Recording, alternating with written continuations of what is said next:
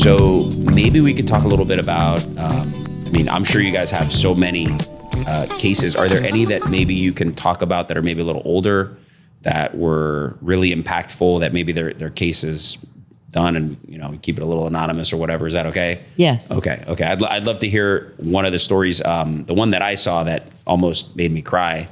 I was telling you earlier, when my son was born, I had one tear come out. It went right back in. When my daughter was born is when I started just crying for everything.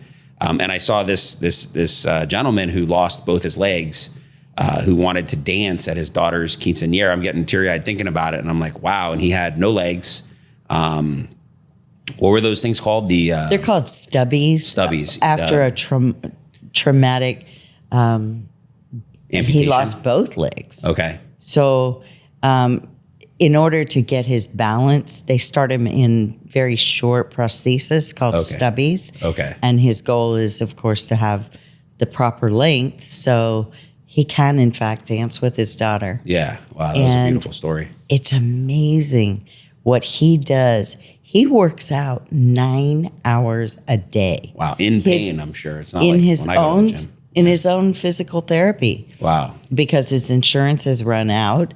And so he's still doing that just of his own accord. So it tells you a lot about him. Wow. And he has custody of his children. And so he takes his wheelchair and his daughter rides on the back to go down to the bus station. Oh, wow. And cooking, and it's not a home that's been adapted. So, he does fortunately have a chair that raises and lowers, which helps quite a bit. Okay. But not everyone has that opportunity. Yeah. Yeah. Until the case is resolved. Right. There's no money for people like this. They're living in a home that, just taking a shower, getting in and out of a tub is a hard thing. It's slippery, right? How does a guy like that take a shower? These are things that you guys go over, which is amazing. It's important for a jury to see the activities of daily living.